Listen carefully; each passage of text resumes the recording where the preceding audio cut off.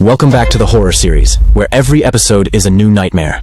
The following story made me deeply agree with something Batman once said. Superman isn't brave, humans are brave.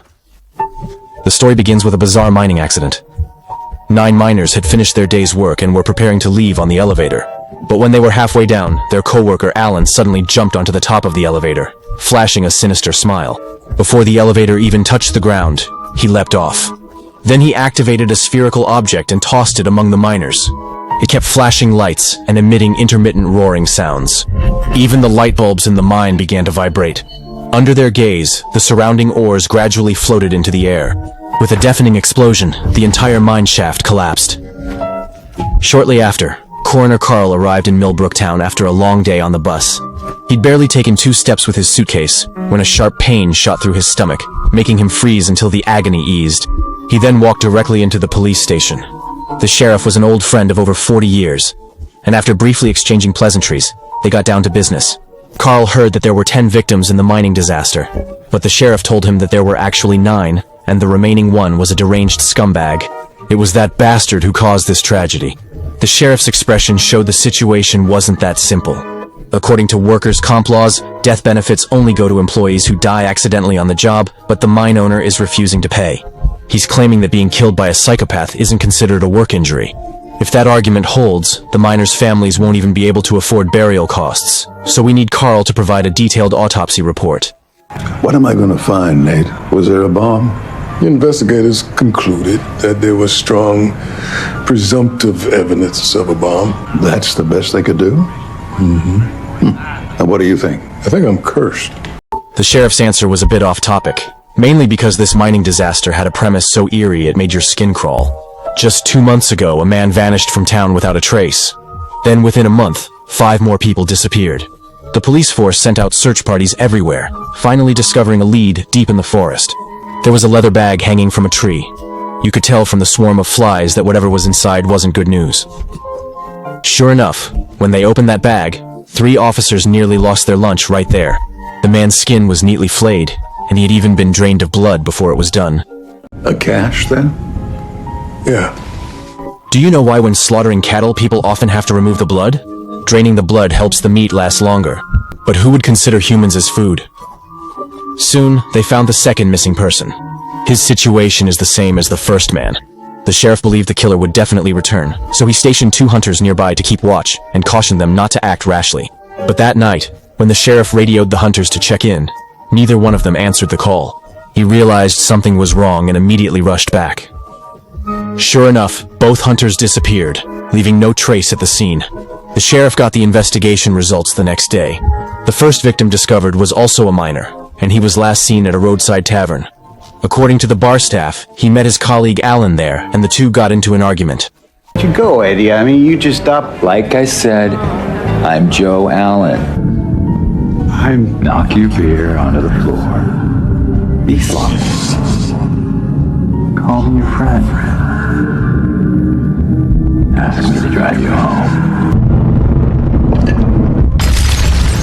Shit, man. Look what you done. Maybe you need a ride. No. Let's have your keys, you big. Regarding Alan, the sheriff has completed his investigation. He was a migrant worker at the mine who suddenly vanished 9 months ago. Alan's friends said he went into the forest to hike and see a meteor shower, and afterward, he never showed up for work again, until a week later, when he suddenly appeared in town, prompting the sheriff to rush to his rental place. During the search, they didn't find any murder weapon in the room, but a sphere caught the sheriff's eye. The landlady explained, "That's something Alan brought back from the mountain. He never lets anyone touch it." The sheriff took the sphere as evidence and called his deputies to arrest Alan at the mine. But what they didn't expect was that just as the sheriff began his investigation, Alan charged at them, smashed the police car window, snatched the sphere, and fled into the mine tunnel. The sheriff led a team after him, only to watch helplessly as Alan jumped down the mine shaft. 10 seconds later, an explosion rocked the bottom of the shaft. To unravel these mysteries, their only hope now rested on Carl's autopsy findings. So the two of them rushed to the morgue. On the way, Carl told the sheriff some bad news. I have stomach cancer. 6 months left, they say. Jesus. It's okay. That's how it goes. No point complaining. The two quickly arrived at the morgue. The conditions here are terrible. There's not even a telephone. Still, the sheriff gathered whatever equipment he could find. The bodies of Alan and the miners were temporarily placed in the hallway, and the sheriff offered to stay and help. Carl told him, "You should go home and rest." After preparing his autopsy tools, Carl switched on the tape recorder. Based on the investigation at the scene, this miner, Miller, had been closest to the explosion's center. The probability of finding shrapnel in his body is the highest, so Carl started the dissection with him. I apologize for the indignity, my friend. If it's any comfort, I'm right behind you. After Carl's examination, Miller's symptoms perfectly matched those of death by asphyxiation. He then conducted a visceral autopsy, and various signs indicated that the deceased experienced breathing difficulties and a concussion before death, and no bomb fragments were found. It seems the mine owner can't get away with it. Having finished examining Miller, Carl was about to return the body when suddenly, the hairs on the back of his neck stood straight up. That primal human warning sign that danger was near. Run. Get out. Now. Carl didn't know where the danger was lurking, so he continued examining the second victim. Suddenly, a thought flashed through his mind. Alan was not running into the dense, secluded forest, but back into the dark, narrow mine shaft. Could it be possible that he wasn't trying to escape, but rather attempting to destroy that sphere? Just then, Carl suddenly noticed a strange circular hole on the victim's body. The wound was deep, penetrating straight through to the victim's heart. Carl opened the victim's chest cavity and found all the internal organs shrunk together. Surprisingly, there wasn't a drop of blood inside. He immediately checked the third victim and found the exact same condition. Looking at the photos from the mining accident, Carl then formed an even bolder theory. Could all their missing blood somehow be inside Alan's body? Suddenly, the lights in the room began to flicker, as if confirming his suspicions. At that moment, Carl heard strange noises coming from the hallway. When he went to look, he discovered Alan's body violently convulsing, rolling off the bed on its own, and then crawling rapidly toward him. Carl stumbled back in terror, retreating into the room. What terrified him even more was that Alan, who was already dead, could speak. Help me. Trapped in this flesh. Starving. Alan informed Carl that he was a traveler, currently inhabiting this body as a temporary vessel during his journey. They only need to consume a very small amount of oxygen, which is why they can survive until now. As he spoke, Alan suddenly rose to his feet. He seemed to have noticed Carl's confusion, but the reason they returned to the mine was to destroy that spherical ship. They only had one chance to enter the human body, but it would take a long time to leave. Why must your ship be destroyed? We must not be understood. Why not? Put down the knife. Do it now. Livestock must not understand what devours it. Oh, fret not, you will understand. Come, let me rid you of it. I will love you. That body will be your coffin. I'll see you buried. When Carl woke up, he found himself tied to an autopsy table. The monster drained blood from the other corpses to replenish energy for the upcoming ritual. Once the transfer is complete, he will need a lot of food. Carl glanced at the clock. The sheriff would arrive soon, and likely the food the monster mentioned was him. For the monster, Carl is the perfect host, an undetectable killing machine. Furthermore, with autopsy work, he has access to an endless source of food. As it spoke, the creature slowly lay down, pressing itself against Carl. You're going to transfer yourself from Alan into me? Correct.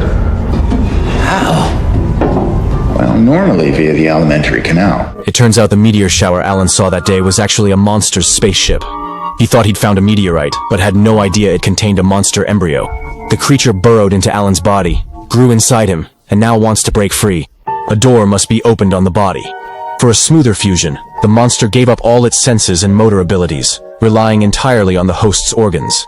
We have inhabited men for millennia. We have caused great nations to fall.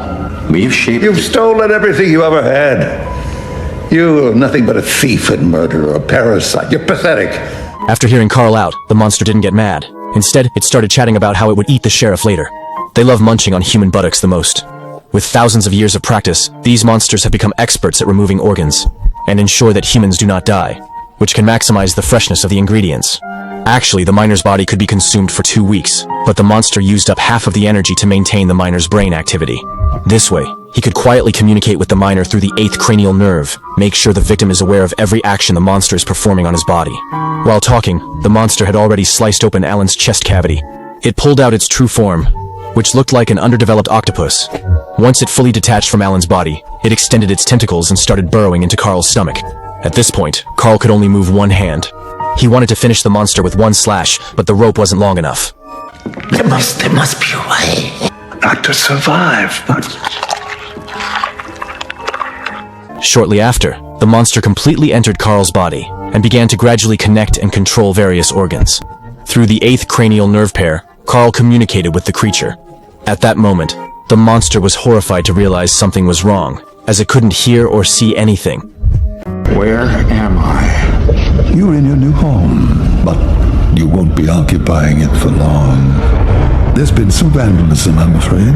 No, The lights don't work. You'll also find the neighborhood a bit quiet. Carl suddenly remembered what the monster had said. They don't have their own sensory organs. So he jabbed his ears until deaf, slashed his eyeballs, and then severed his carotid artery. In just minutes, his body would be completely paralyzed, turning into a flesh prison for the trapped monster. Make for interesting listening when my friend arrives.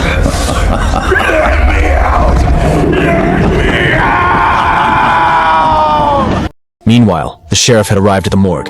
Seeing the marks on Carl's body, he turned on the recorder and learned the truth.